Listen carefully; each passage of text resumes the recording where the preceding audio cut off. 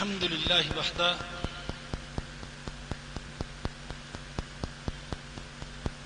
والصلاة والسلام على من لا نبي بعده أما بعد فأعوذ بالله من الشيطان الرجيم بسم الله الرحمن الرحيم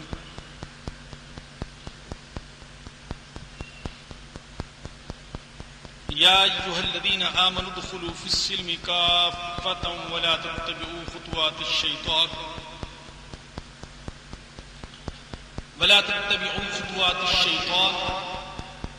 إنه لكم عدو مبين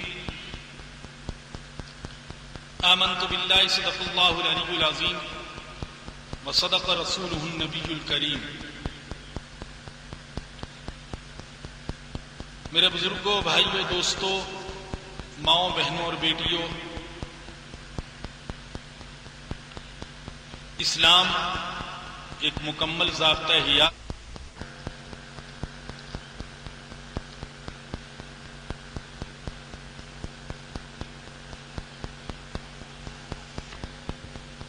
اسلام ایک مکمل ضابطہ حیات ہے۔ یہ صرف عقائد اور چند عبادات کا مجموعہ نہیں، بلکہ اس میں معاملات کے بارے میں، اخلاق کے بارے میں اور جرائم کے ارتکاب کی صورت میں سزاؤں کے بارے میں بھی تعلیمات دی گئی ہیں۔ سزا کا تصور ہر انسانی معاشرے میں پایا جاتا ہے، اس لیے کہ جہاں انسان ہوگا وہاں گناہ اور جرم بھی ہو سکتا ہے۔ معصوم صرف انبیاء کرام علیہم السلام ہیں۔ انبیاء کرام علیہ السلام کے علاوہ جتنے بھی انسان ہیں، خواہ وہ کتنے ہی نیک صحیح، ان سے جرم اور گناہ کا ارتکاب ممکن ہے۔ جب جرم ہوگا تو سزا بھی دی جائے گی، لیکن خود یہ بات کہ جرم کیا ہے اور کیا نہیں، کون سا عمل گناہ ہے اور کون سا عمل گناہ نہیں، اس کے بارے میں ہر ایک معاشرے کا اپنا اپنا پیمانہ ہے، اپنا اپنا معیار ہے، سوچنے کا اپنا اپنا انداز ہے۔ مثال کے طور پر غیر مسلم معاشرے میں زنا بالرضا یہ کوئی گناہ نہیں، البتہ زنا بالجبر کو وہ گناہ شمار کرتے ہیں۔ لیکن اسلام کے اندر زنا کسی بھی صورت میں کیوں نہ ہو، خواہ رضا کے ساتھ ہو یا جبر کے ساتھ ہو، یہ گناہ ہے۔ پھر یہ کہ کون سے جرم پر کیا سزا دی جائے گی، اسلام نے جرائم کو اور ان سزاؤں کو 3 صورتوں میں تقسیم کیا ہے۔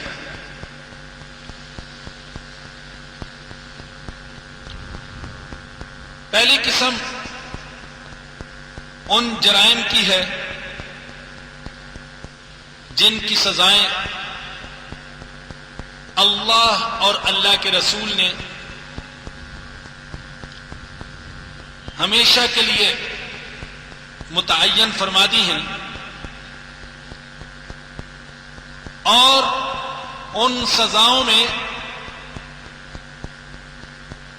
کسی بھی حاکم کو، کسی بھی قاضی کو، کسی بھی جماعت کو، کسی بھی معاشرے کو کسی قسم کی تبدیلی کا کوئی اختیار نہیں ہے۔ ایسے جرائم جن کی سزا اللہ اور اس کے رسول نے ہمیشہ کے لیے متعین فرما دی ہے، وہ صرف 6 ہے، اور ان سزاؤں کو حدود کہا جاتا ہے۔ گویا کہ حدود صرف 6 ہے۔ بہت سے لوگ یہ نہیں جانتے کہ حدود کتنی ہیں۔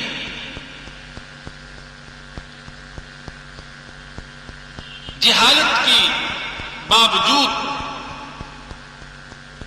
اس بارے میں بحث کرنا شروع کر دیتے ہیں۔ کافی عرصہ پہلے کی بات ہے، میں بھی اس وقت نیا نیا پڑھ کر فارغ ہوا تھا۔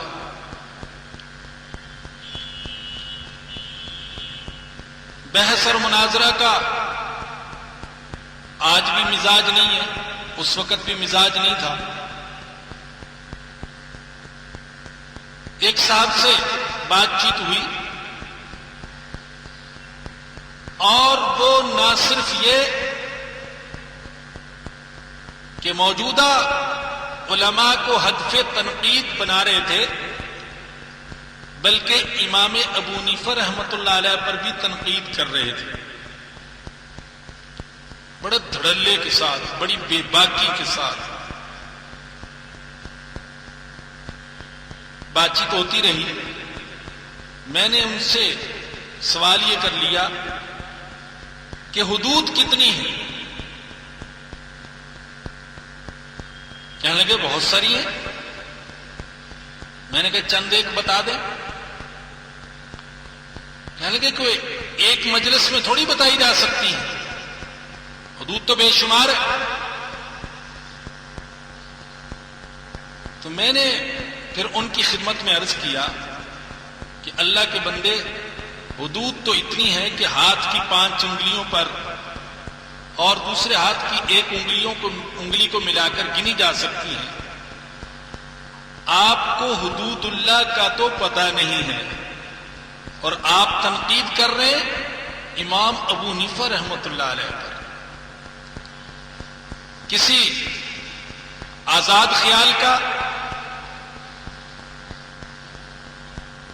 کسی مخالف علماء کا لیکچر یا کوئی بیان یا تقریر سن کر آگے، یا کسی کتاب کا مطالعہ کر لیا اور بحث اور جرح اور تنقید شروع کر دی امام ابو حنیفہ رحمۃ اللہ علیہ پر، جن کے ماننے والے اور جن کی فقہ پر چلنے والے اس وقت دنیا میں سب سے زیادہ ہیں، کروڑوں کی تعداد ہے۔ تو حدود صرف 6 ہے، یعنی چوری، ڈاکہ زنی، قذف یعنی تہمت لگانا، شراب نوشی، ارتداد یعنی اسلام قبول کرنے کے بعد اسلام سے پھر جانا، اور زنا۔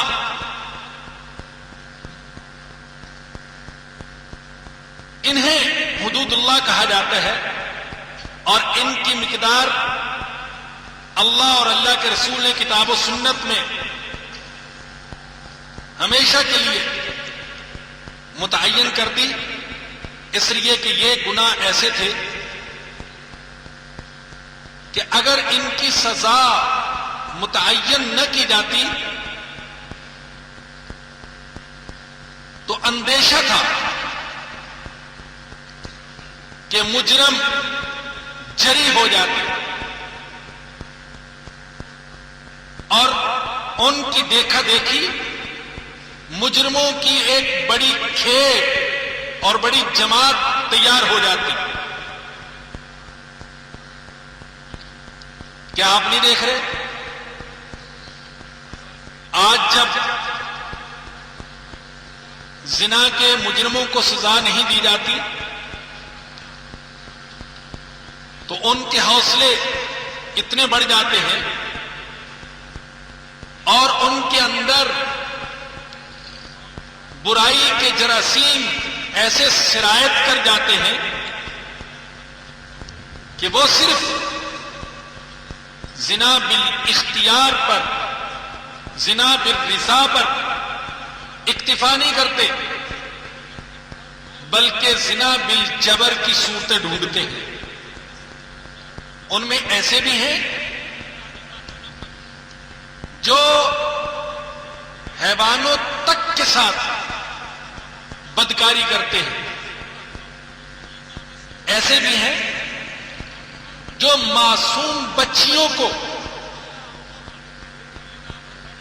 6 سال کی بچی، 4 سال کی بچی، 5 سال کا بچہ، ان کو اپنی ہوس کا نشانہ بناتے ہیں. آپ چوروں کو دیکھیں، جب انہیں سزا کا خوف نہیں رہتا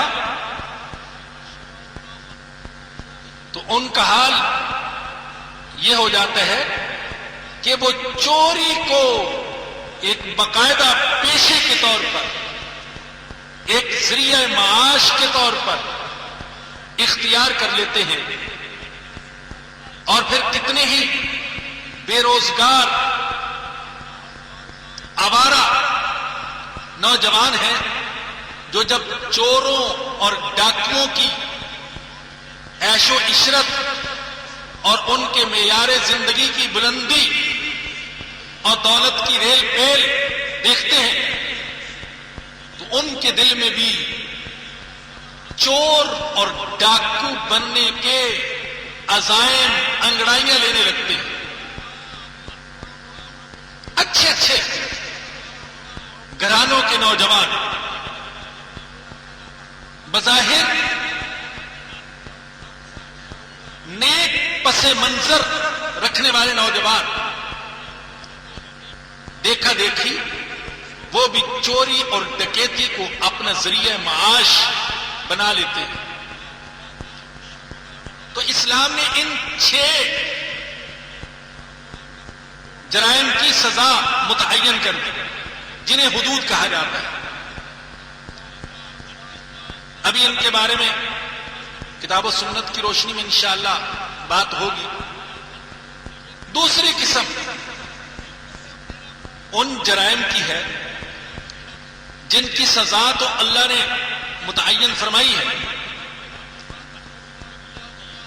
لیکن متاثرہ پارٹی کو اور متاثرہ فرد کو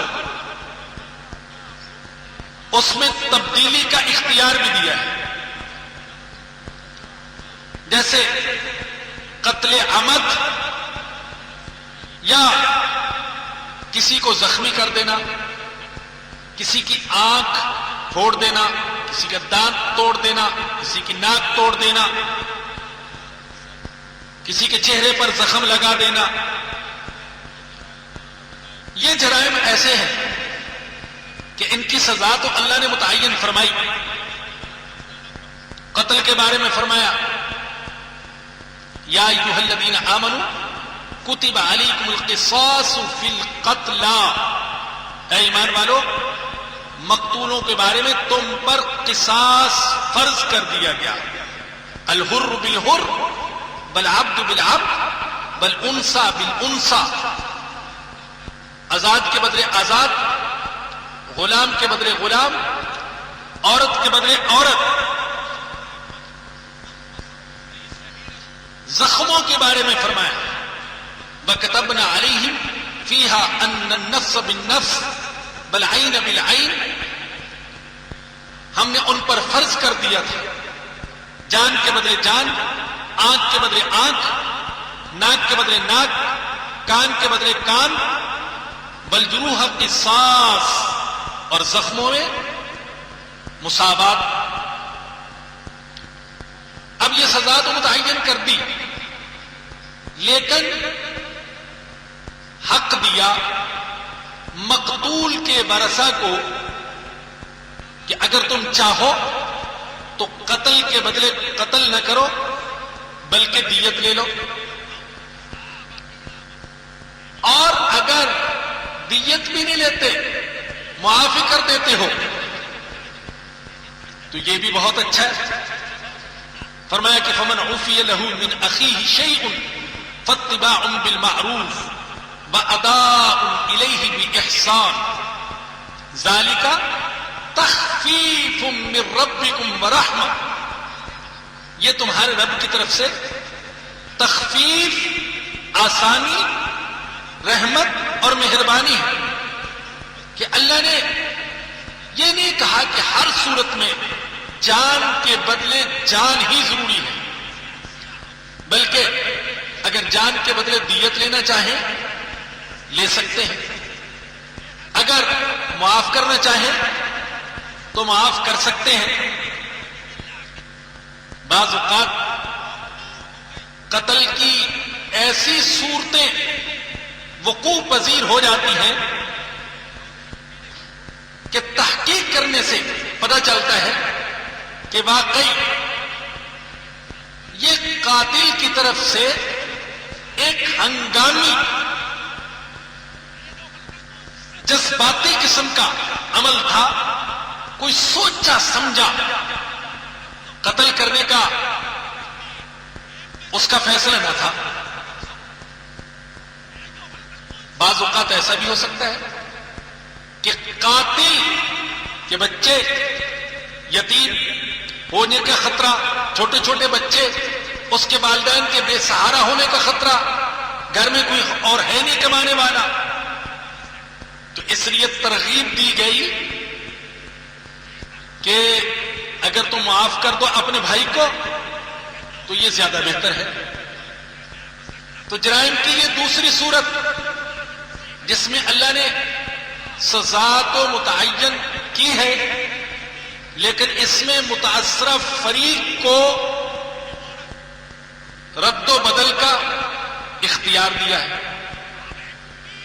جرائم کی تیسری صورت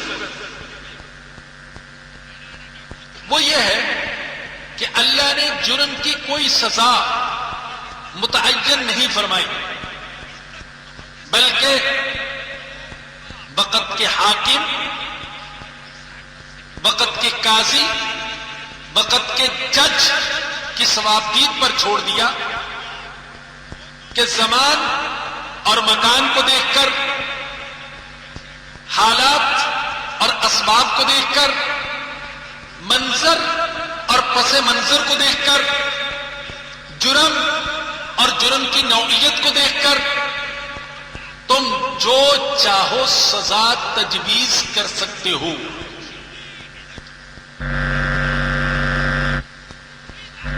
یہ سزا ہماری فقہ کی کتابوں میں تعزیرات پر جو بحث ہوتی ہے تو اس میں لکھتے ہیں کہ یہ سزا یہ بھی ہو سکتی ہے کہ قاضی کسی کو برسر مجلس ڈانٹ دے، یہ بھی ہو سکتی ہے اس کے کان کھینچ دے، یہ بھی ہو سکتی ہے اس کو تھپڑ مار دے، یہ بھی ہو سکتی ہے اس کو برسر عام چند کوڑے لگوا دے، اور یہ بھی ہو سکتی ہے کہ قاضی مجرم کو قتل کرنے کا حکم دے دے۔ تعزیرات کا باب بڑا وسیع، اور آپ نے دیکھا کہ حدود کے جو 6 جرائم ان کی سزا متعین ہوئی، قتل کی سزا متعین ہوئی، اور ان 7 جرائم کے علاوہ جتنے بھی جرائم ہیں، ظاہر ہے کہ سینکڑوں اور ہزاروں قسم کے جرائم ہو سکتے ہیں، ازدواجی زندگی کے بارے میں جرائم ہو سکتے ہیں، طلاق کے بارے میں جرائم ہو سکتے ہیں، مالی معاملات کے جرائم ہو سکتے ہیں، خرید و فروخت کے جرائم ہو سکتے ہیں، دکان اور مارکیٹ کے جرائم ہو سکتے ہیں، ٹریفک کے جرائم ہو سکتے ہیں، سینکڑوں اور ہزاروں قسم کے جرائم وہ ہیں جن کی سزا شریعت نے متعین نہیں کی ہے، بلکہ قاضی، جج اور حاکم کی ثوابدید پر چھوڑ دیا۔ البتہ علماء فرماتے ہیں چونکہ اس زر پرستی، دولت پرستی اور سفارش کے چلن کے دور میں ممکن ہے کہ جج کسی کی چمک دھمک سے متاثر ہو جائے، تکڑی سفارش سے متاثر ہو جائے، لہذا حکومت یہ کر سکتی ہے کہ مختلف جرائم کی سزاؤں کا تعین قاضی کی ثوابدید پر چھوڑنے کی بجائے خود ان کے لیے قانون سازی کر دے، جیسا کہ آج کل ایسا ہی ہوتا ہے، مختلف جرائم کے لیے قانون سازی کر دی گئی ہے یا بوقت ضرورت کر دی جاتی ہے۔ تو یہ 3 قسم کے جرائم ہیں اور 3 قسم کی سزائیں، حدود، قصاص اور دیت، اور تیسری قسم تعزیرات۔ جہاں تک حدود کا تعلق ہے، وہ 6 جرائم جن کی سزا اللہ نے خود متعین فرما دی، ان میں سے پہلے نمبر پر ہے سرقہ، چوری۔ سورۃ المائدہ کی آیت نمبر 38 میں ہے، اللہ فرماتے ہیں والسارق والسارقۃ فاقطعوا ایدیہما جزاء بما کسبا نکالا من اللہ۔ چوری کرنے والا مرد اور چوری کرنے والی عورت، ان کے ہاتھ کاٹ دو، یہ سزا ہے اس جرم کی جو انہوں نے کیا، اور اللہ کی طرف سے لوگوں کے لیے اس میں عبرت کا سامان ہے۔ عام طور پر قرآن کا انداز یہ ہے کہ قرآن کوئی حکم یا کوئی قانون مردوں کے لیے بیان کرتا ہے اور عورتیں اس میں خود بخود شامل ہو جاتی ہیں، لیکن جب اللہ نے چوری اور زنا ان 2 جرموں کی سزا بیان فرمائی تو مرد کا ذکر الگ کیا اور عورت کا ذکر الگ کیا، تاکہ کوئی یہ نہ سمجھے کہ شاید مرد کو تو چوری اور زنا کی سزا دی جائے گی لیکن عورت کو کمزور ہونے کی وجہ سے سزا نہیں دی جائے گی۔ اللہ نے صراحتاً ذکر فرمایا چوری کرنے والا مرد اور چوری کرنے والی عورت، ان دونوں کے ہاتھ کاٹے جائیں۔ البتہ یہ کیا کہ جہاں چوری کی سزا ذکر فرمائی تو مرد کا ذکر پہلے، عورت کا ذکر بعد میں، اور جہاں زنا کی سزا ذکر فرمائی سورہ نور میں الزانیۃ والزانی، تو وہاں عورت کا ذکر پہلے کیا اور مرد کا ذکر بعد میں کیا، اس لیے کہ چوری چکاری میں عام طور پر مرد ملوث ہوتے ہیں، عورتیں شاذ و نادر چوری کا ارتکاب کیا کرتی تھی ہر زمانے میں، لیکن شاذ و نادر۔ خود خیر القرون کے زمانے میں، یعنی ہمارے آقا حضرت محمد الرسول اللہ صلی اللہ علیہ وسلم کے زمانے میں، آپ کی حیات طیبہ میں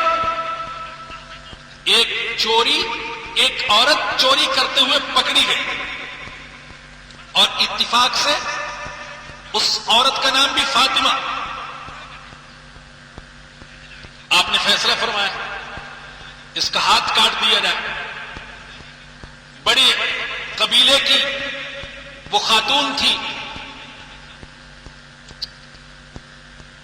لوگوں نے کہا کہ کسی طریقے سے سفارش کروائی جائے، کیونکہ اگر ہمارے قبیلے کی اس خاتون کا ہاتھ کٹ گیا تو پورے عرب میں اور معاشرے میں ہماری ناک کٹ جائے گی۔ اب سفارش کون کرے؟ نگاہیں دوڑائیں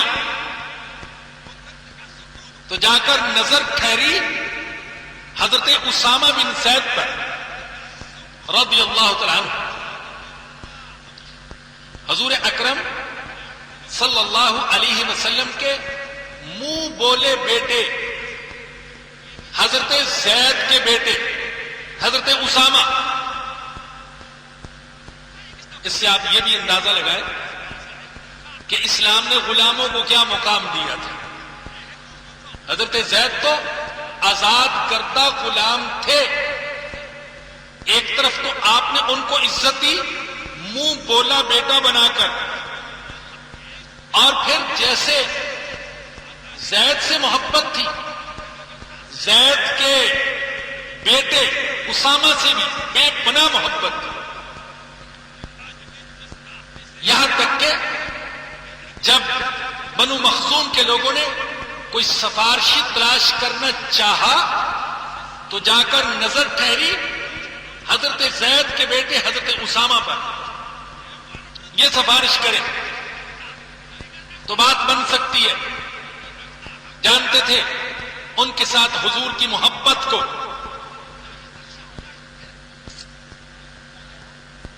اللہ اکبر۔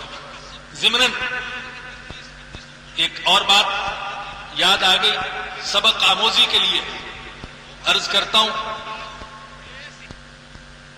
سیدنا عمر بن خطاب رضی اللہ تعالیٰ عنہ نے جب مختلف صحابہ کے وظائف متعین کیے تو حضرت اسامہ کا وظیفہ اپنے بیٹے عبداللہ سے زیادہ متعین کیا۔ فطری طور پر ان کو اشکال ہوا کہ میری خدمات بھی اسامہ سے تو کم نہیں ہے، پھر ان کا وظیفہ زیادہ اور میرا وظیفہ کم کیوں؟ اپنے ابا سے شکوہ کیا تو حضرت عمر رضی اللہ تعالیٰ عنہ نے بلا جھجک بلا توقف فرمایا، عبداللہ حضور اکرم صلی اللہ علیہ وسلم کی نظر میں اسامہ کا باپ تیرے باپ سے زیادہ محبوب تھا، اور اسامہ تجھ سے زیادہ حضور صلی اللہ علیہ وسلم کی نظر میں محبوب تھا، لہذا میں نے اپنی محبت پر حضور کی محبت کو ترجیح دی۔ اسامہ کا وظیفہ میں نے زیادہ مقرر کیا، ہے تو اسامہ کو تیار کیا سفارش کے لیے، ڈرتے جھجکتے ان کے اصرار پر دربار رسالت میں حاضر ہو گئے۔ جب حضور نے اسامہ کی زبان سے سفارش کے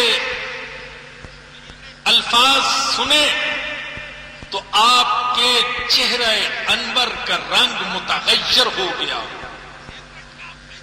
غصے کی سرخی چھا گئی، اور آپ نے فرمایا اسامہ اتشفع فی حد من حدود اللہ، کیا اللہ کی حدوں میں سے ایک حد کے بارے میں تم سفارش کر رہے ہو؟ حدود اللہ کے بارے میں سفارش؟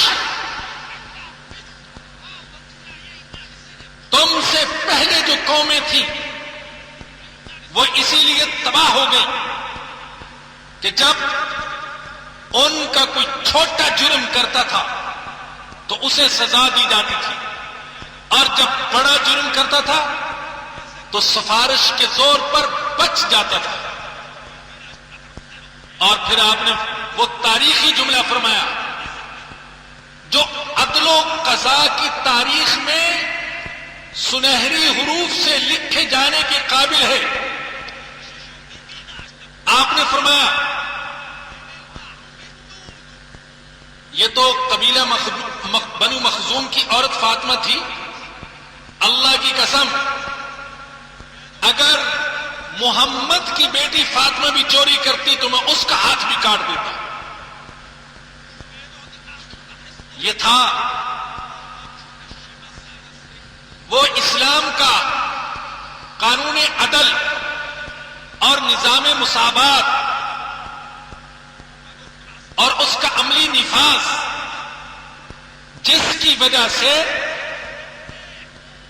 بڑے بڑے خاندانوں سے تعلق رکھنے والے مجرم بھی یہ جانتے تھے کہ اگر ہم نے بھی جرم کیا تو ہم پر بھی اسلام کا قانون جاری ہوگا۔ ایک اور واقعہ سن لیجیے، جبلہ بن اہم غسان کا بادشاہ اسلام قبول کر لیا، طواف کر رہا تھا، اس کی چادر پر ایک غریب مسلمان کا پاؤں آ گیا، اس نے کھینچ کر اس کو تھپڑ مار دیا، وہ فریادی بن کر حاضر ہوا عدالت فاروقی میں، حید فاروق اعظم نے بلا لیا جبلہ کو، کیا اس کو تھپڑ مارا ہے؟ ہاں تھپڑ مارا ہے۔ وہ جو جاہلیت کا نشہ تھا وہ ابھی تک دل و دماغ پر چھایا ہوا تھا، ہاں میں نے تھپڑ مارا۔ تو فرمایا کہ اس تھپڑ کے بدلے میں یہ تمہیں بھی ایک تھپڑ مارے گا۔ اس نے کہا یہ کیسے ہو سکتا ہے؟ میرے جیسے امیر کے لیے وہی قانون جو ایک غریب کے لیے۔ آپ نے فرمایا کہ اسلام کے اندر ایسا ہی ہے، اسلام میں ایسے ہی ہے، مساوات ہے، عدل ہے، اس تھپڑ کا بدلہ تم سے لیا جائے گا۔ اس نے غور و فکر کی، مہلت مانگی اور بھاگ گیا، مرتد ہو گیا۔ آپ نے اس کا چلے جانا گوارا کر لیا، لیکن اسلام کے قانون عدل پر حرف آنا آپ نے گوارا نہیں فرمایا۔ میں یہ عرض کر رہا تھا کہ اگرچہ عورتوں سے چوری کا جرم شاذ و نادر صادر ہوتا تھا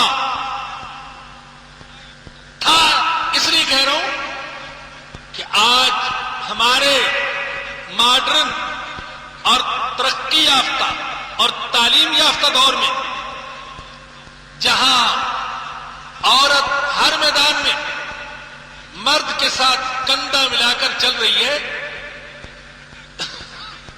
اب تو اخبارات دیکھیں تو معلوم ہوتا ہے کہ چوری اور ڈکیتی میں بھی عورت مرد کے ساتھ کندھا ملا کر چل رہی ہے.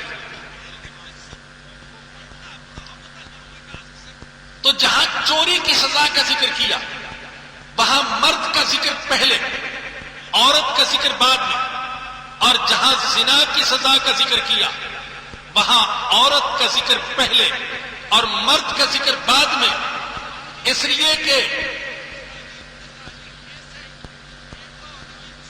عام طور پر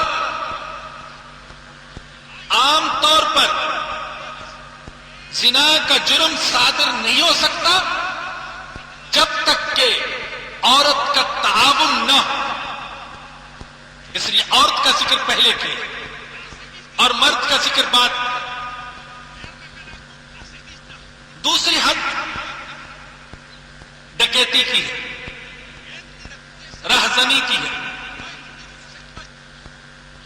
سورہ مائدہ کی آیت نمبر 33 میں اللہ نے اس کی سزا ذکر فرمائی. انما جزاء الذین یحاربون اللہ ورسولہ ویسعون فی الارض فسادا ان یقتلوا او یصلبوا او تقطع ایدیہم وارجلہم من خلاف او ينفوا من الارض.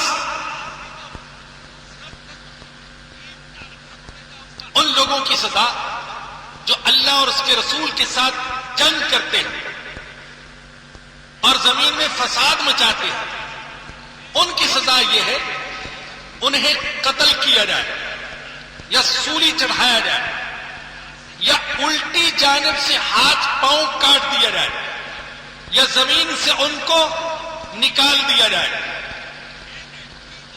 اور ساتھ ہی یہ فرما دیا ذالک لہم خزی فی الدنیا، یہ تو دنیا کی زندگی میں ذلت اور رسوائی ہے. وَلَهُمْ فِي الْآخِرَةِ عَذَابٌ عَظِيمٌ، مت سمجھے کہ اگر دنیا کی سزا ان پر جاری کر دی گئی تو وہ آخرت کی سزا سے بچ جائیں گے. ان کے لیے آخرت میں بڑا عذاب ہے. إِلَّا الَّذِينَ تَابُوا، سوائے ان کے جو توبہ کر لیں، من قبل ان تقدروا علیہم فاعلموا ان اللہ غفور رحیم. یہ ڈکیتی اور رہزنی اور چوری میں فرق کیا ہے؟ چوری میں یہ ہوتا ہے کہ کوئی شخص کسی کا مال خفیہ طریقے سے اڑا لیتا ہے، اور رہزنی میں یہ ہوتا ہے کہ طاقت کے زور پر اسلحے کی نمائش کر کے دوسرے کو دبا کر سینہ زوری کے ساتھ اس کا مال ہتھیاتا ہے. اور علماء کہتے ہیں کہ اس کی 4 صورتیں ہو سکتی ہیں. پہلی صورت یہ کہ ڈاکوؤں کے کسی گروہ نے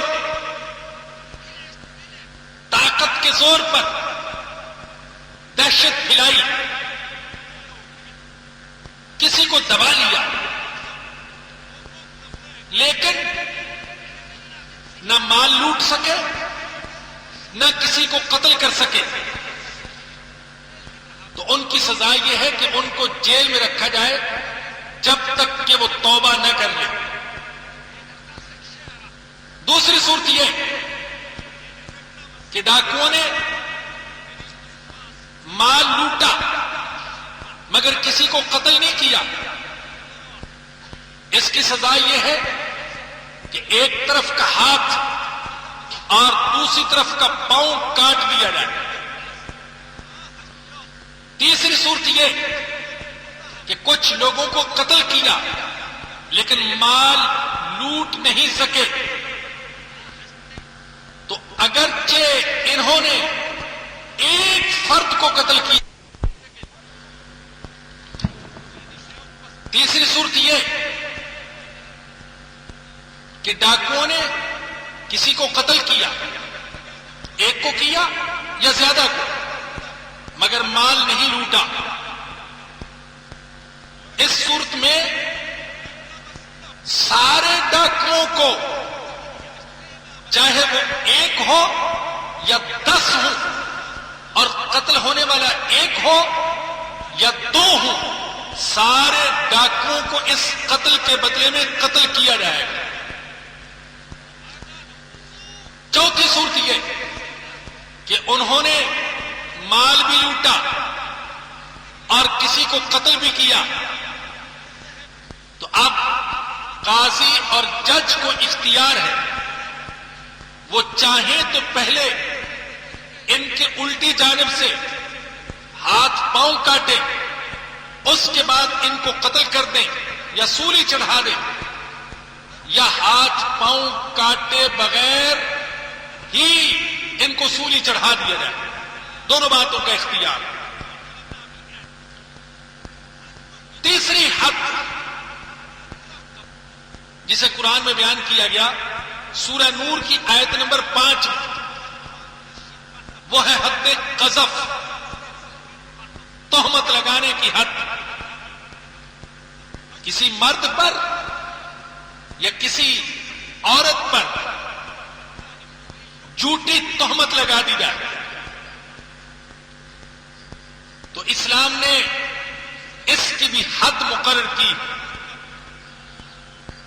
اور میری مائیں بہنیں اس بات کو توجہ سے سنیں کہ قرآن نے جب تہمت کی حد یعنی قذف کی حد کا ذکر کیا تو وہاں مردوں کی بجائے عورتوں کا ذکر کیا ہے، اس لیے کہ تہمت لگانا اگرچہ مرد کو بھی بدنام کرتے ہیں، لیکن کسی بہن اور بیٹی پر تہمت کا لگ جانا اس کے مستقبل کو تباہ کر دیتا ہے، اس کے دامن کو داغدار کر دیتا ہے۔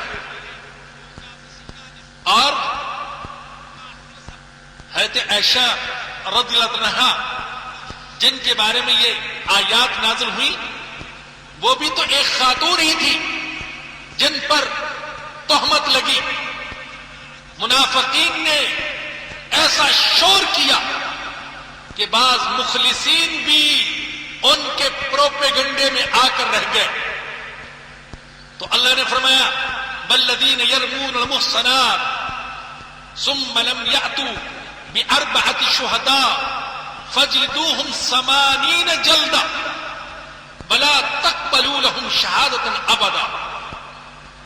جو لوگ کسی پاک دامن عورت پر تہمت لگائیں، بدکاری کی تہمت، اور ان کے پاس 4 گواہ نہ ہوں تو ان کو 80 کوڑے لگائے جائیں، اور پھر ان کی کسی بھی معاملے میں کبھی بھی گواہی قبول نہ کی جائے۔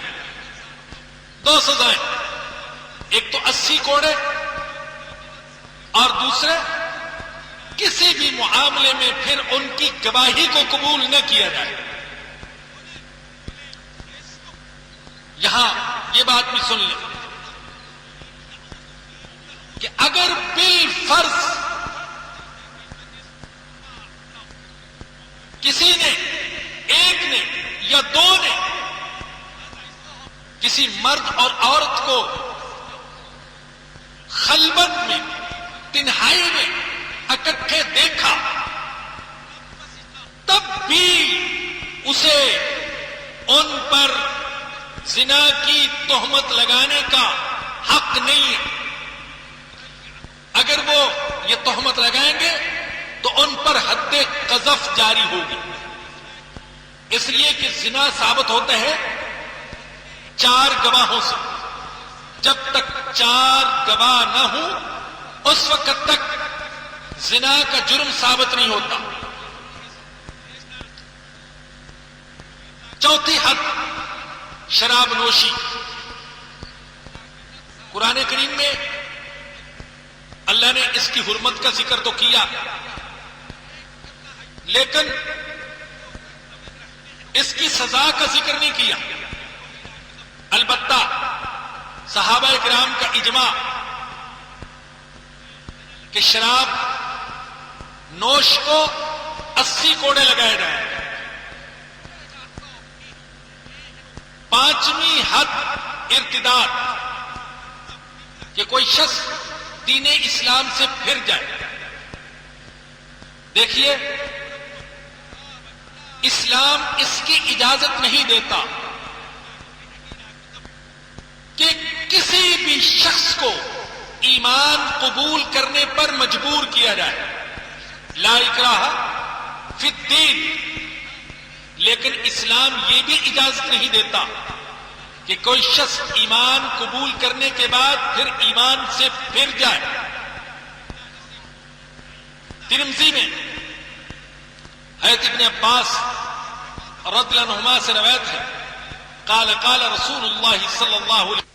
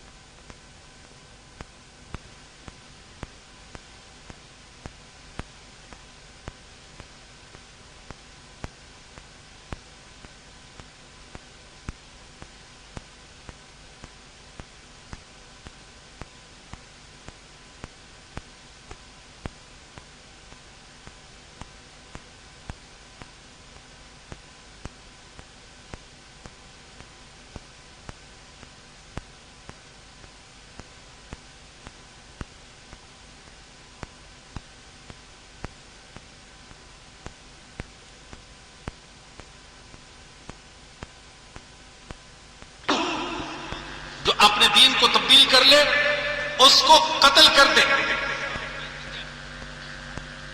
چھٹی حد یہ زنا کی. سورہ نساء کی آیت نمبر 15 میں اللہ نے فرمایا، واللاتی یأتین الفاحشۃ من نسائکم فاستشہدوا علیہن اربعۃ منکم. جو عورتیں بدکاری کا ارتکاب کریں اپنے میں سے 4 گواہ ان پر بنا لیں. اگر وہ گواہی دیں تو پھر ان کو گھر میں بند کر دے یہاں تک کہ انہیں وہی موت آ جائے یا اللہ ان کے لیے کوئی راستہ نکال دے. یہ اللہ نے فرمایا کہ جن سے بدکاری ہو جائے انہیں گھر میں بند کر دو یہاں تک کہ انہیں بھی بڑے بڑے موت آ جائے یا ان کے لیے اللہ کوئی راستہ نکال دے. یہ اللہ نے وعدہ کیا کہ اللہ ان کے لیے کوئی راستہ نکال دے گا. چنانچہ صحیح مسلم کی روایت ہے، حضرت عبادہ بن صامت رضی اللہ عنہ فرماتے ہیں کہ حضور علیہ السلام پر ایک دفعہ نزول وحی کی کیفیت ظاہر ہونا شروع ہوئی. چہرے کا رنگ متغیر، سردی میں بھی جبین اطہر پر پسینے کی بوندیں اور جسم پر ایک خوبصورت سی کپ کپی اور جسم کا وزن بہت زیادہ. یہ کیفیت آپ پر طاری ہونا شروع ہوئی اور آپ سے جب یہ کیفیت ہٹی تو آپ نے فرمایا کہ خذوا انی قد جعل اللہ سبیلا. مجھ سے لو. اللہ نے جو وعدہ کیا تھا کہ میں بدکاری کرنے والوں کے لیے کوئی راستہ نکالوں گا تو اللہ نے وہ راستہ نکال دیا. اور وہ راستہ کیا کہ اگر غیر شادی شدہ بدکاری کرے تو اس کی سزا 100 کوڑے، اور اگر شادی شدہ زنا کرے تو اس کی سزا رجم، یعنی اسے سنسار کیا جائے۔ لیکن یہاں یہ بات جان لیں کہ اسلام صرف سزاؤں پر اکتفا نہیں کرتا، بلکہ سزا تو آخری چیز، سزا کے نافذ کرنے سے پہلے سبق چلے اسلام ایسے احکام دیتے ہیں جو خیر کے دروازے کھولتے ہیں اور شر کے دروازے بند کرتے ہیں۔ مثلا آپ زنا کی سزا کو لے لیجئے، اسلام نے سب سے پہلے عورت کو حکم دیا پردے کا۔ یا ایھا النبی قل لازواجک وبناتک ونساء المؤمنین یدنین علیہن من جلابیبہن، ایمان والی عورتیں اپنے اوپر چادر لٹکا لیا کریں۔ پردہ عورت کی عزت اور ناموس کا محافظ ہے۔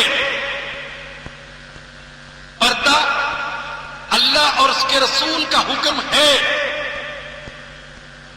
دوسرا حکم دیا وَقُلْ لِلْمُؤْمِنَاتِ يَغْضُضْنَ مِنْ أَبْصَارِهِنَّ وَيَحْفَظْنَ فُرُوجَهُنَّ، ایمان والی عورتوں سے کہہ دیں وہ اپنی نظریں جھکا کر رکھیں اور اپنی شرمگاہوں کی حفاظت کریں۔ تیسرا حکم دیا وَقَرْنَ فِي بُيُوتِكُنَّ، اے ایمان والی عورتوں بلا ضرورت گھر سے باہر نہ نکلا کرو، بلا ضرورت، بلا مجبوری، محض پارٹیوں میں شرکت کے لیے، محض محفلیں اٹینڈ کرنے کے لیے، محض شاپنگ کا شوق پورا کرنے کے لیے، محض بازاروں میں گھومنے پھرنے کے لیے گھروں سے نہ نکلا کرو۔ تمہارے لیے سب سے محفوظ پناہ گاہ تمہارا گھر ہے۔ چوتھا حکم دیا وَلَا تَبَرَّجْنَا تَبَرُّجَ الْجَاهِلِيَّةِ الْأُولَى، زمانے جاہلیت کی طرح بن سمر کر گھر سے نہ نکلا کرو۔ زمانے جاہلیت کی طرح بن سمر کر مردوں کو متوجہ کرنے کے لیے۔ میری ماؤں، بہنوں، بیٹیوں، سب تو ایسی نہیں ہوں گی، لیکن پر کہ جہاں عورت کو بننا سنورنا چاہیے وہاں تو میلی کچیلی رہتی ہے، اور جہاں سادگی کے ساتھ جانا چاہیے وہاں بن سمر کر جاتی ہے۔ اسلام کی تعلیم یہ کہ عورت گھر اندر کے لیے صاف ستھری رہے، بن سمر کر رہے، زیبائش و آرائش کے ساتھ رہے، اچھے لباس میں رہے، زیور پہن کر رہے، اور باہر نکلے تو سادگی کے ساتھ، خوشبو بھی ایسی استعمال نہ کرے جو غیر مردوں کو اس کی طرح، لیکن ہو رہے کہ برعکس گھر میں میلی کچیلی بن سمر کر۔ پانچواں حکم اسلام نے یہ عورتوں کو، دیکھو غیر محرم کے ساتھ نزاکت والے انداز میں، لوچدار لہجے میں گفتگو نہ کیا کرو۔ فلا تخضعن بالقول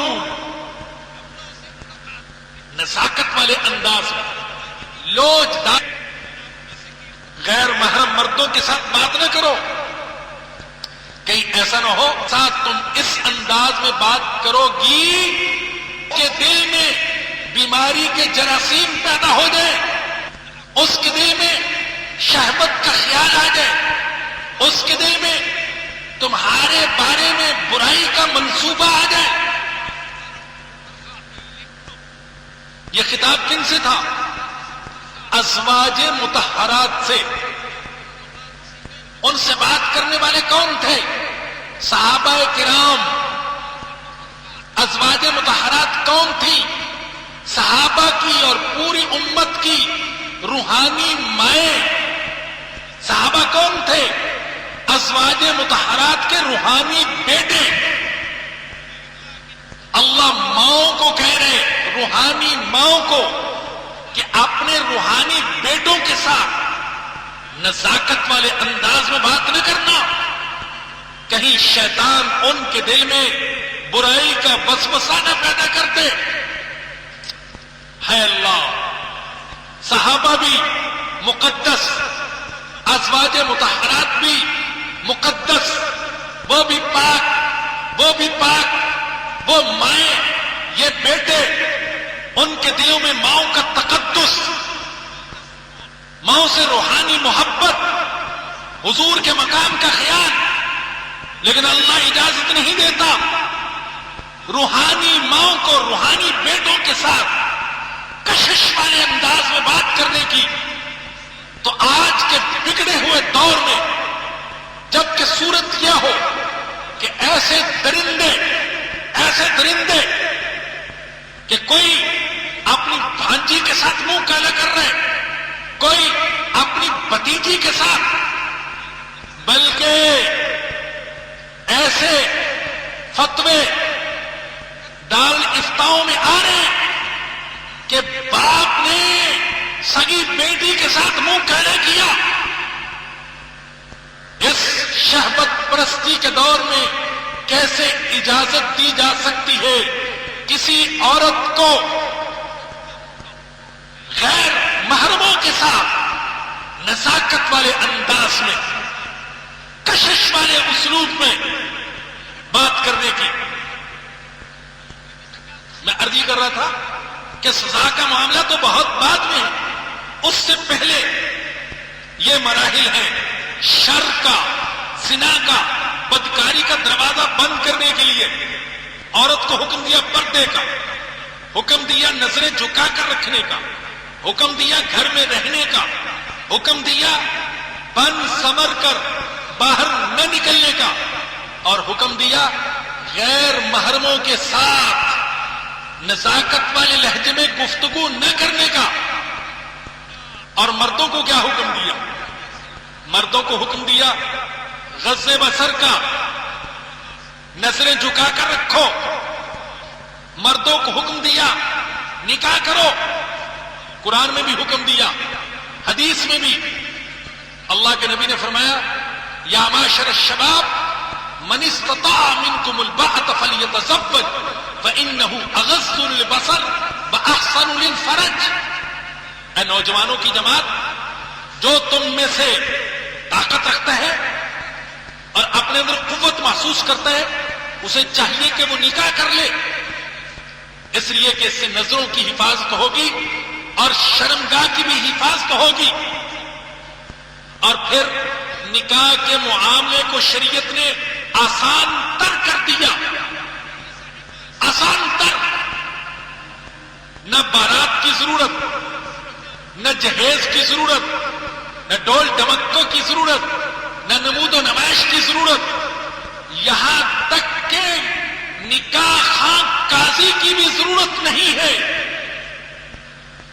دو گواہوں کی موجودگی میں ایجاب و قبول سے نکاح ہو سکتا ہے، آسان ترین کر دیا۔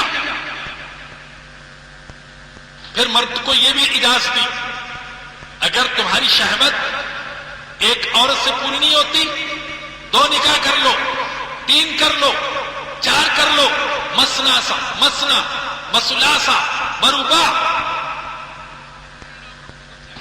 یہ سب اجازت دی، یہ سدباب ہو رہا ہے بدکاری کا، زنا کا سدباب ہو رہا ہے۔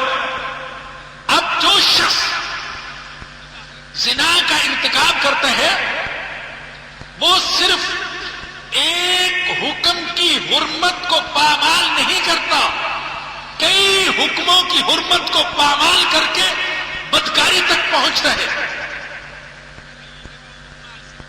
لیکن اس کے باوجود شریعت نے زنا کا جرم ثابت ہونے کے لیے سخت شرطیں لگائی، سخت شرطیں۔ عام مجمع میں بیان کرنے کی باتیں نہیں، اشاروں میں بات کر رہا ہوں۔ کہا گیا کہ 4 مرد ہونے چاہیے گواہ، 4 مرد گواہ ہونے چاہیے،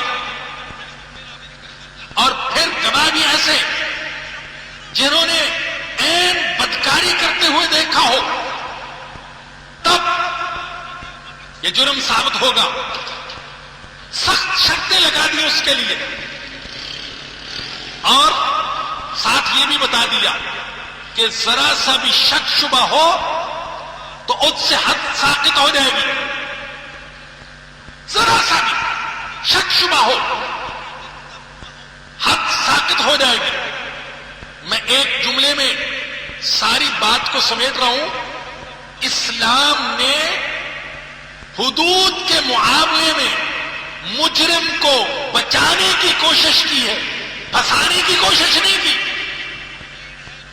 بچانے کی کوشش، پھنسانے کی کوشش نہیں ہے کہ کسی طریقے سے جرم کو ثابت کیا جائے اور اس پر حد جاری کی جائے، بلکہ کوشش یہ کی گئی کسی طریقے سے اس کی بے گناہی ثابت ہو جائے اور اس کو آزاد کر دیا جائے۔ حضور علیہ السلام کے پاس ایک صاحب آتے ہیں، میں نے گناہ کیا، میں نے زنا کیا، ادھر سے آئے، میں نے زنا کیا یا رسول اللہ مجھے پاک کر دے۔ ارے کیا معاشرہ تیار کیا تھا میرے آقا نے، کیا سوسائٹی بنائی تھی، کیا لوگ بنائے تھے۔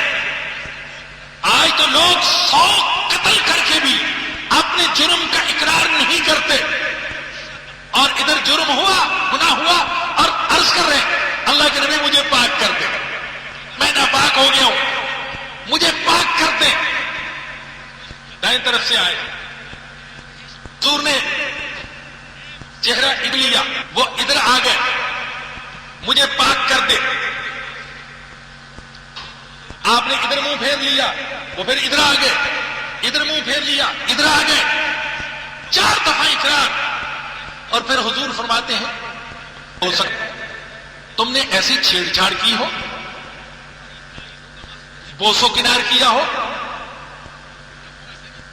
اس لیے کہ زنا ہاتھوں سے بھی ہوتا ہے، زنا پیروں سے بھی ہوتا ہے، زنا نظر سے بھی ہوتا ہے، زنا زبان سے بھی ہوتا ہے، یہ آقا نے فرمایا۔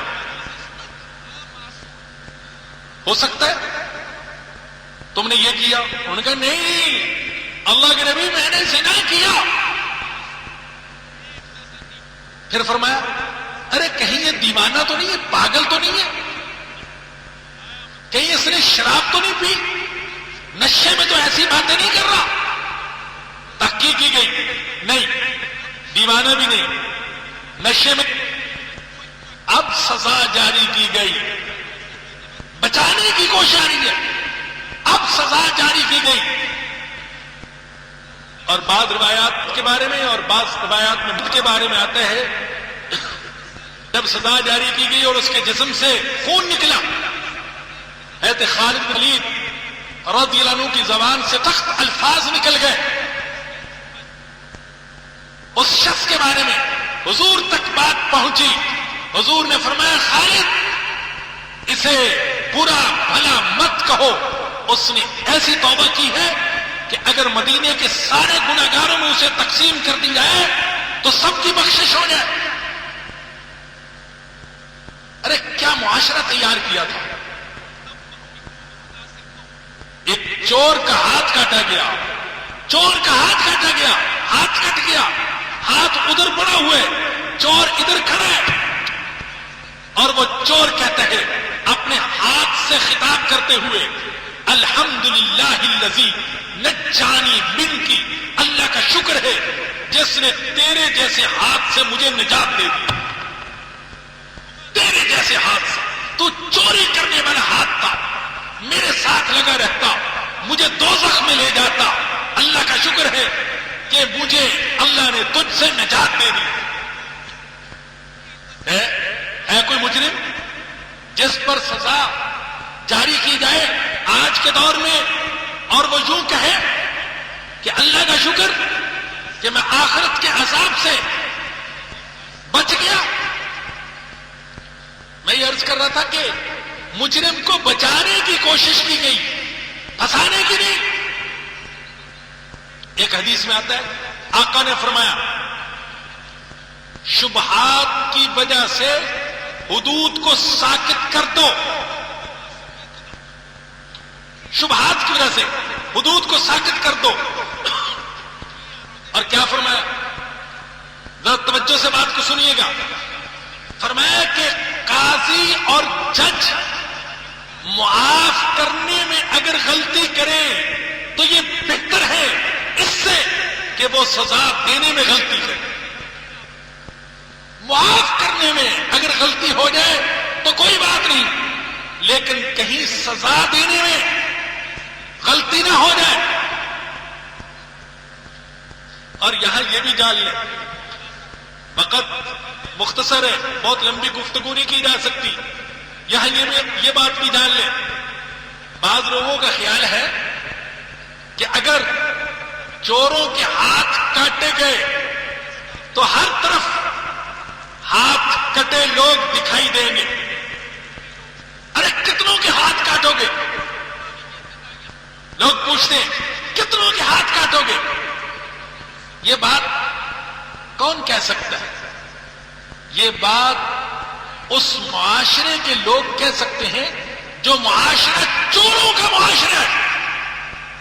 ہر طرف چور ہی چور، نیچے سے اوپر تک چور. کوئی چھوٹا چور، کوئی بڑا چور، کوئی خاک پر بیٹھا ہوا ہے، کوئی کرسی پر بیٹھا ہوا، چور ہی چور. تو اس لیے چوروں کے معاشرے کا خیال یہ کہ اگر ہاتھ کاٹے گئے تو ہر طرف گویا کہ ہاتھ کٹے لوگ دکھائی دیں گے. میں کہتا ہوں چاروں صوبوں میں ایک ایک باہر چور. ایسا نہیں کسی کنگلے کو پکڑ لو، کسی فقیر کو پکڑ لو، کسی تھرڈ کلاس کے چور کو پکڑ لو، نہیں، فرسٹ کلاس کے چور کو پکڑو.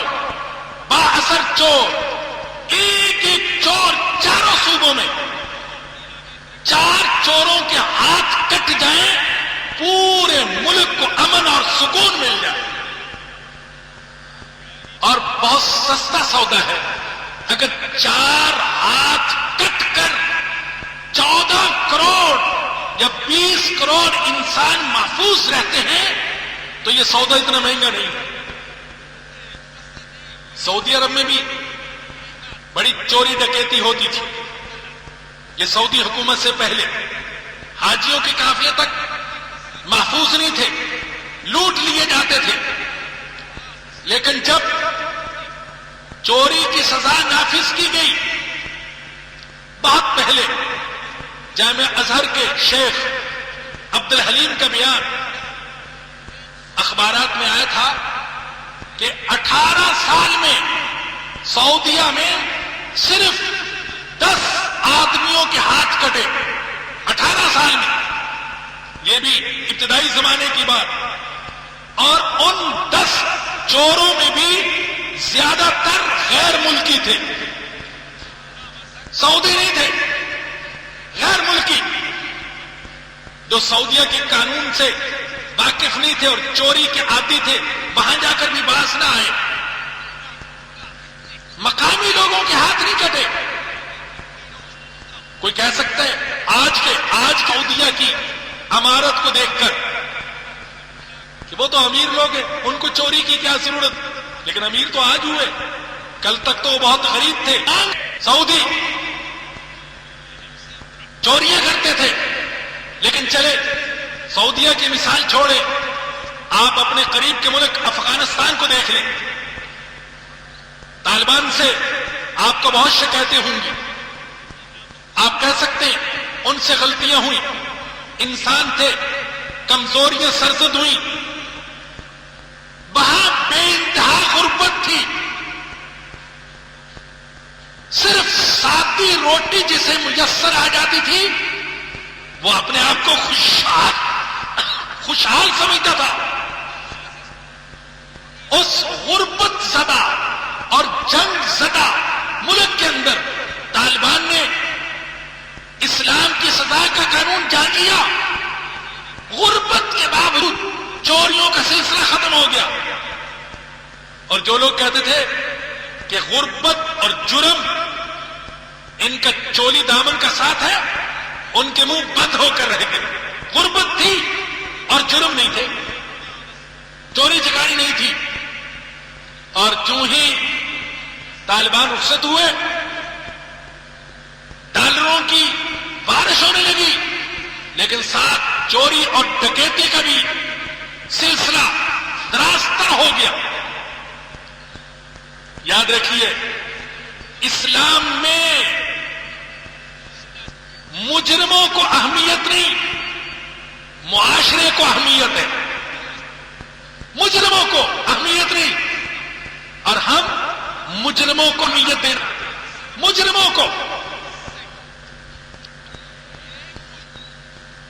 اور آج کل یہ جو بحث چلی یکایک میڈیا حدود آرڈیننس پر، نہ ہی میرا یہ موضوع ہے آج کا، اور نہ ہی میں اس پر بحث کرنا چاہتا تھا، میں تو حدود اور تعزیرات کا جو اسلام میں تصور ہے وہ آپ کے سامنے بیان کرنا چاہتا تھا۔ یہ جو یک بحث شروع ہو گئی، اس بحث کی اس وقت تو کیا ہے، مناسبت کیا؟ ایک کوئی ہنگامی مسئلہ پیش آ گیا کہ ایک دم پورے صفحے کے اشتہارات آ رہے حدود آرڈیننس کے بارے میں، اور بڑے بڑے لمبے مذاکرے اور مباحثے ہو رہے۔ بھئی ضرورت تو اس کی تھی بجٹ پر بحث کی جاتی، ضرورت تو اس کی تھی کہ ملک میں جرائم اس پر بحث کی جاتی،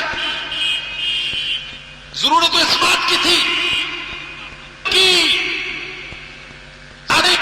ملک کی جائیدادیں کوڑیوں کے بھاؤ فروخت کی جا رہی ہیں، اس پر بحث کی جاتی، لیکن یکایک ضرورت پڑ گئی حدود آرڈیننس پر بحث کرنے کی، اور اس میں بھی صرف زنا کے بارے میں، اور زنا کے بھی صرف عورت کے بارے میں۔ اللہ اکبر! عورت کو تو مظلوم بنا کر پیش کیا جاتا ہے، اور حدود میں ترمیم کی کوشش کی جاتی ہے، لیکن کیا یہ ہماری این جی اوز ان ظالم بڈیروں جاگیرداروں کے خلاف آواز نہیں اٹھاتی؟ ان کے خلاف آج تک میں نے ایک اشتہار نہیں دیکھا۔ جو ظالم جاگیردار اور بڈیرے بعض بے سہارا غریب بچیوں کی برسر عام عزت لوٹ لیتے ہیں، ایسے واقعات بھی پیش آئے۔ ہم نے اخبارات میں خبریں پڑھی، بہنوں اور بیٹیوں کو، ماؤں کو ننگا کر کے بازاروں اور گلیوں میں پھرایا گیا۔ کیا اس پر بحث کرنے کی ضرورت نہیں تھی؟ آپ کو مجرموں سے تو ہمدردی ہے، مظلوموں سے ہمدردی نہیں، چوروں سے ہمدردی ہے، چور کا ہاتھ کیوں کاٹا جا رہا ہے؟ لیکن جس چور نے ایک غریب بیوہ جس نے اپنی نوجوان بیٹی کے لیے گھروں میں ماسی کا کردار ادا کر کے ایک ایک پائی جمع کی تھی اور سادہ سا جہیز تیار کیا تھا، جس چور نے اس گھر کا صفایا کر دیا، کیا اس چور کے خلاف آواز نہیں اٹھاتے؟ اس چور کے حق میں آواز اٹھاتے ہیں؟ معاذ اللہ، ایسے معلوم ہوتا ہے جیسے ہمارا معاشرہ مجرموں کا معاشرہ بن گیا، مجرموں کا حمیتی معاشرہ۔ کاروکاری کے نام پر دسیوں قتل ہو جائے، اس کی پرواہ نہیں، اور رجم میں ایک کا قتل ہو جائے، اس پر آواز اٹھائی جائے۔ قبائلی انتقام میں دسیوں قتل ہو جائے، ان کی پرواہ نہیں، اور قصاص میں ایک کو قتل کیا جائے، اس کے خلاف آواز اٹھائی جاتی ہے۔ تو میرے بزرگوں اور دوستوں، میری بہنوں اور بیٹیوں، اللہ نہ کرے آج اگر یہ حدود کو نکالنے میں کامیاب ہو گئے، منسوخ کرانے میں کامیاب ہو گئے، تو خطرہ ہے کل توہین رسالت کا قانون اور جتنی اسلامی شکیں ہیں وہ آہستہ آہستہ پر آزادی کے نام پر، آزادی نسواں کے نام پر، جمہوریت کے نام پر وہ نکال دی جائیں گی۔ اللہ پاک نے ہمیں زندگی اور ہمت عطا فرمائی تو ہماری آواز ان لوگوں کے ساتھ ہوگی جو اسلام کے قانون کو زندگی کے ہر شعبے میں جاری دیکھنا چاہتے ہیں، تجارت کے شعبے میں، سیاست کے شعبے میں، عدالت کے شعبے میں، ایوان حکومت کے شعبے میں۔ ہماری آواز ان لوگوں کے ساتھ نہیں ہوگی جو اس ملک سے اسلامی قانون کو نکالنا چاہتے ہیں۔ وآخر دعوانا ان الحمدللہ رب العالمین۔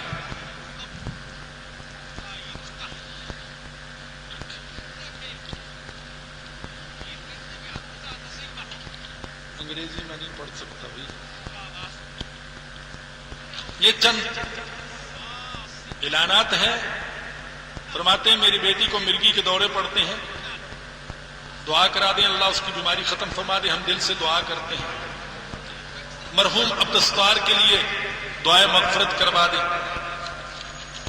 موضوع انشاءاللہ تصوف اور بیعت کی شرعی حقیقت، شرعی حیثیت، تصوف اور بیعت کی شرعی حیثیت، یہ ہوگا انشاءاللہ، کو ہوگا۔ طالبات کی گرمیوں کو چھٹیوں کو کارآمد بنانے کے لیے 45 روزہ کورس 2 جولائی سے شروع ہو رہا ہے، یعنی Bahadurabad, Gulshan Iqbal, Faizi area, Burns Road میں۔ الحمدللہ رب العالمین والصلاة والسلام علی سید الانبیاء والمرسلین۔ ربنا ظلمنا انفسنا وان لم تغفر لنا وترحمنا لنكونن من الخاسرین۔ یا رحمان یا رحیم یا کریم یا عفو یا غفار یا ستار تبار یا ذی الاکرام یا ارحم الراحمین یا رب العالمین، اپنے فضل و کرم سے ہمارے صغیرہ کبیرہ خفیہ سارے گناہوں کو معاف فرما دے۔ اللہ ہماری ساری لغزشوں کو معاف فرما دے، ہماری کمزوریوں کو معاف فرما دے۔ اللہ ہم ناپاک ہیں، ہم کو پاک فرما دے۔ اللہ تو پاک فرما دے، اللہ ظاہر بھی پاک فرما دے، باطن بھی پاک فرما دے۔ اللہ ایمان کا نور عطا فرما دے، ہمارے دل میں، ہمارے دماغ میں، ہماری آنکھوں میں، ہمارے کانوں میں، ہماری زبان میں، ہمارے جسم میں، ہمارے قطرے قطرے میں اللہ ایمان کا نور عطا فرما دے۔ اللہ ایمان کا نور عطا فرما دے۔ اے اللہ، جن احباب نے، جن حضرات و خواتین نے دعاؤں کو کہا، یا اللہ سب کی جائز دعاؤں کو قبول فرما، نیک تمناؤں کو پورا فرما۔ اے اللہ ہمارے بیماروں کو شفا عطا فرما، ہمارے تندرستوں کو خوشحالی عطا فرما، بے روزگاروں کو روزگار عطا فرما، بے اولادوں کو نیک اولاد عطا فرما، جن کی اولاد ہوئی ہے ان کی اولاد کو راہ راست آنے کی توفیق عطا فرما، ہمارے مرحومین کی مغفرت فرما، ان کے گناہوں کو معاف فرما۔ نیکیوں کو گھما، اللہ اسلام کا بول بالا فرما، اسلامی قانون کا بول بالا فرما۔ اللہ ہماری زندگی میں، ہمیں اپنی زندگی میں اس ملک میں جو اسلام کے نام پر حاصل کیا گیا اسلامی قانون کا نفاذ اور اس کی برکات دیکھنے کی توفیق عطا فرما۔ اللہ کرم فرما، اللہ رحم فرما، اللہ معاف فرما۔